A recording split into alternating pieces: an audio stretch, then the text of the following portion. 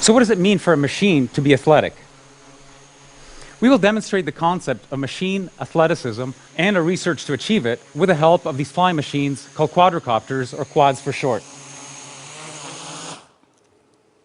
Quads have been around for a long time. The reason that they're so popular these days is because they're mechanically simple. By controlling the speeds of these four propellers, these machines can roll, pitch, yaw, and accelerate along their common orientation. On board are also a battery, a computer, various sensors, and wireless radios. Quads are extremely agile, but this agility comes at a cost. They are inherently unstable, and they need some form of automatic feedback control in order to be able to fly.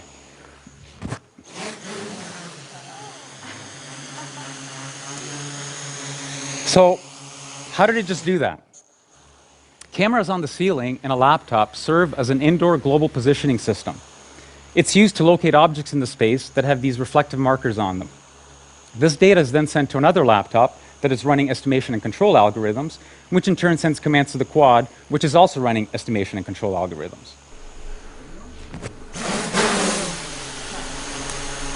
The bulk of our research is algorithms. It's the magic that brings these machines to life.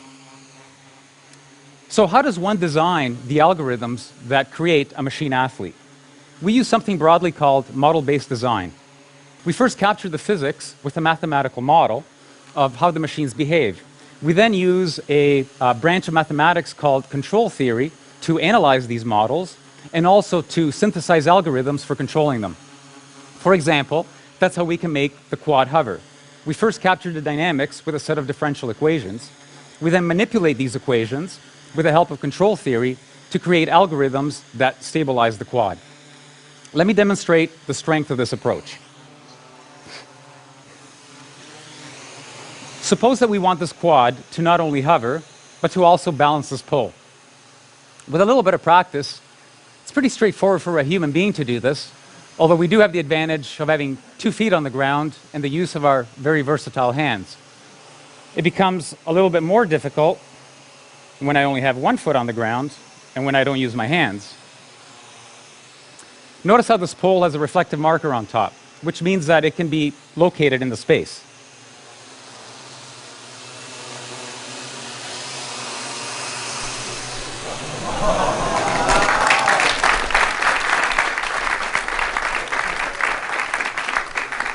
You can notice that this quad is making fine adjustments to keep the pole balanced. How do we design the algorithms to do this? We added the mathematical model of the pole to that of the quad. Once we have a model of the combined quad-pole system, we can use control theory to create algorithms for controlling it. Here you see that it's stable, and even if I give it little nudges, it goes back to the nice balanced position. We can also augment the model to include where we want the quad to be in space. Using this pointer, made out of reflective markers, I can point to where I want the quad to be in space, a fixed distance away from me.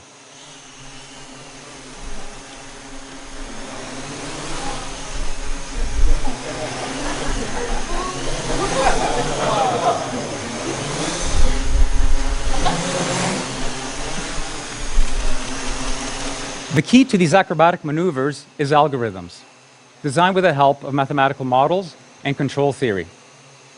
Let's tell the quad to come back here and let the pole drop, and I will next demonstrate the importance of understanding physical models and the workings of the physical world.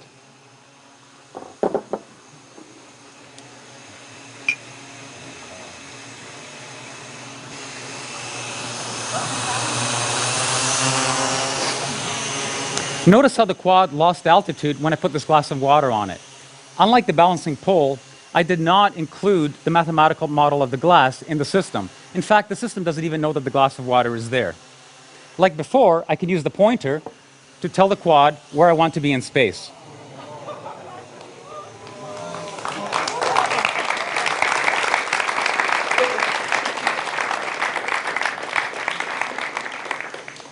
Okay, you should be asking yourself, why doesn't the water fall out of the glass? 2 facts. The first is that gravity acts on all objects in the same way. The second is that the propellers are all pointing in the same direction of the glass, pointing up. You put these two things together, the net result is that all side forces on the glass are small and are mainly dominated by aerodynamic effects, which at these speeds are negligible.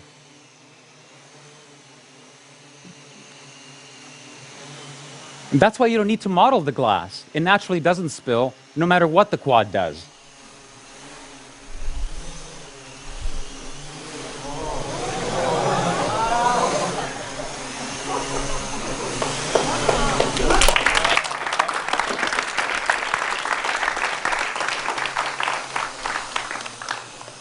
The lesson here is that some high-performance tasks are easier than others, and that understanding the physics of the problem tells you which ones are easy and which ones are hard. In this instance, carrying a glass of water is easy, balancing a pole is hard. We've all heard stories of athletes performing feats while physically injured. Can a machine also perform with extreme physical damage? Conventional wisdom says that you need at least 4 fixed motor propeller pairs in order to fly, because there are 4 degrees of freedom to control: roll, pitch, yaw, and acceleration.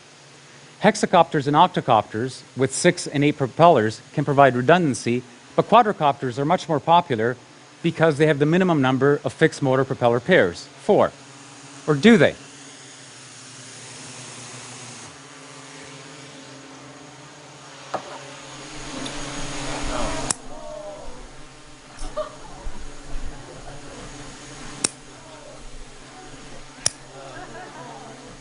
If we analyze the mathematical model of this machine with only 2 working propellers, we discover that there's an unconventional way to fly it.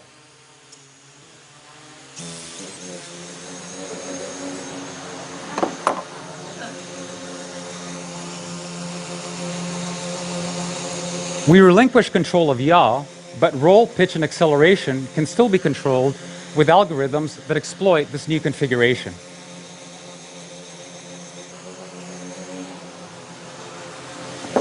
Mathematical models tell us exactly when and why this is possible. In this instance, this knowledge allows us to design novel machine architectures or to design clever algorithms that gracefully handle damage, just like human athletes do, instead of building machines with redundancy. We can't help but hold our breath when we watch a diver somersaulting into the water, or when a vaulter is twisting in the air, the ground fast approaching. Will the diver be able to pull off a rip entry? Will the vaulter stick the landing? Suppose we want this quad here to perform a triple flip and finish off at the exact same spot that it started. This maneuver is going to happen so quickly that we can't use position feedback to correct the motion during execution. There simply isn't enough time. Instead, what the quad can do is perform the maneuver blindly, observe how it finishes the maneuver, and then use that information to modify its behavior so that the next flip is better. Similar to the diver and the vaulter, it is only through repeated practice that the maneuver can be learned and executed to the highest standard.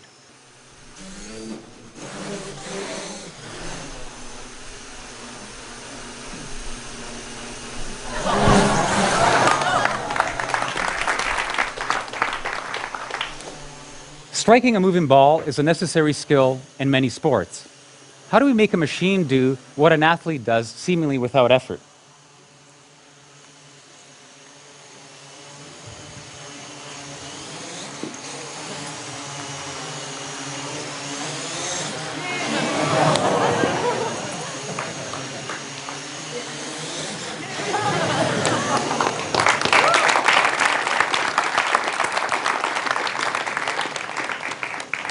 This quad has a racket strapped onto its head with a sweet spot roughly the size of an apple, so not too large.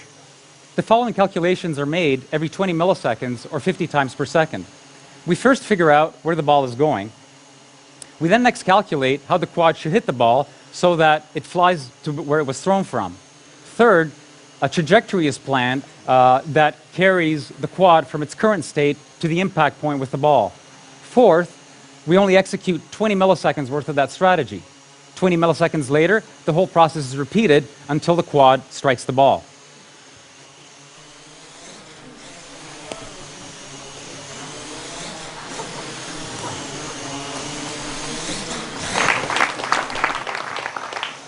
Machines can not only perform dynamic maneuvers on their own, they can do it collectively.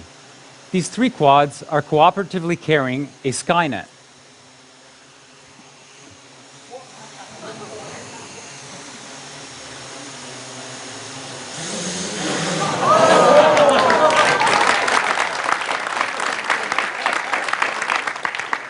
They perform an extremely dynamic and collective maneuver to launch the ball back to me. Notice that at full extension, these quads are vertical.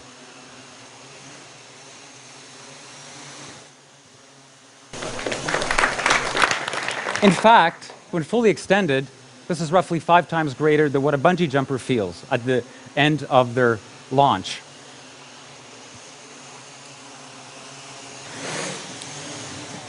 The algorithms to do this are very similar to what the single quad used to hit the ball back to me. Mathematical models are used to continuously replan a cooperative strategy 50 times per second. Everything we have seen so far has been about the machines and their capabilities. What happens when we couple this machine athleticism with that of a human being? What I have in front of me is a commercial gesture sensor, mainly used in gaming. It can recognize what my various body parts are doing in real time. Similar to the pointer that I used earlier, we can use this as inputs to the system. We now have a natural way of interacting with the raw athleticism of these quads with my gestures.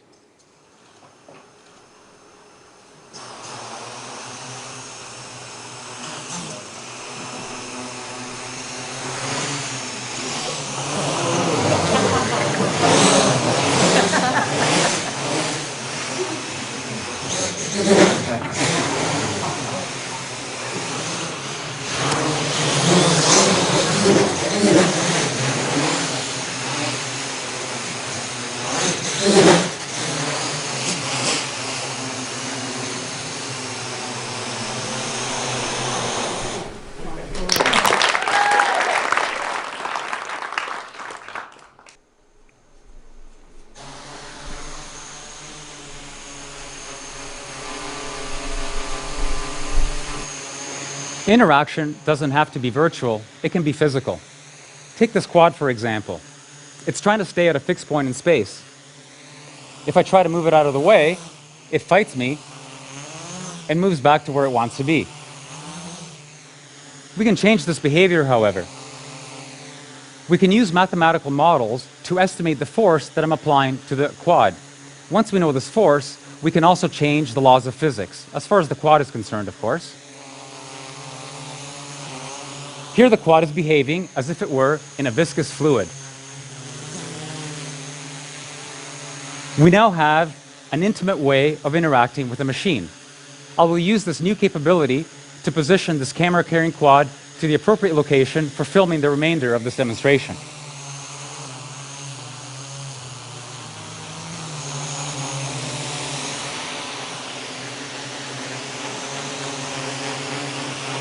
So we can physically interact with these quads, and we can change the laws of physics. Let's have a little bit of fun with this. For what you will see next, these quads will initially behave as if they were on Pluto. As time goes on, gravity will be increased until we're all back on planet Earth. But I assure you we won't get there.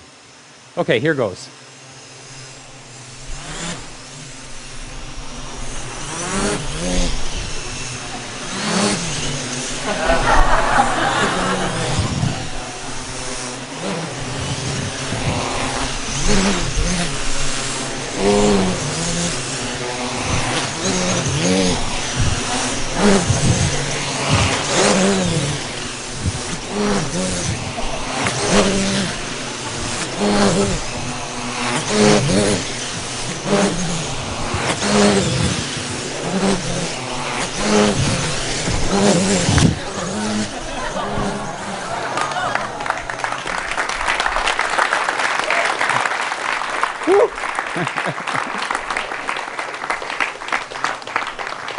You're all thinking now, these guys are having way too much fun. And you're probably also asking yourself, why exactly are they building machine athletes? Some conjecture that the role of play in the animal kingdom is to hone skills and develop capabilities. Others think that it has more of a social role, that it's used to bind the group. Similarly, we use the analogy of sports and athleticism to create new algorithms for machines, to push them to their limits. What impact will this breed of machine have on our way of life? Like all our past creations and innovations, they may be used to improve the human condition, or they may be misused and abused. This is not a technical choice we are faced with, it's a social one. Let's make the right choice, the choice that brings out the best in the future of machines, just like athleticism and sports can bring out the best in us. Let me introduce you to the wizards behind the green curtain. They're the current members of the Fly Machina research team.